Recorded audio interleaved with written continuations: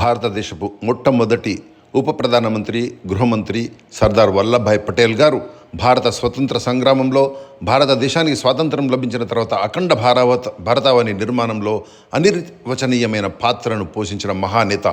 అటువంటి మహానేత 31 అక్టోబర్ 1875లో నడియాడ్ అనే సిటీలో గుజరాత్లో జన్మించారు. 2025లో వారి యొక్క 150వ జయంతి ఉత్సవాలను భారతదేశం ఘనంగా జరుపుకోబోతుంది. అందు దిశగా మన కేంద్ర ప్రభుత్వం సాంస్కృతిక మంత్రిత్వ శాఖ ఒక ఉన్నత స్థాయి కమిటీని వేయడం జరిగింది.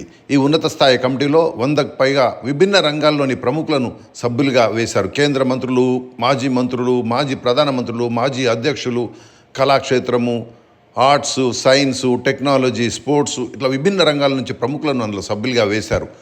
ఇలాంటి మహానేత యొక్క 150వ జయంతి ఉత్సవాలను ఘనంగా జరుపుకోవాలని కేంద్ర ప్రభుత్వం ఏదైతే నిర్ణయం తీసుకున్నదో అది స్వాగతించదగిన నిర్ణయం. ఈ కమిటీకి నేతృత్వం ప్రధానమంత్రి గారు వహించబోతున్నారు.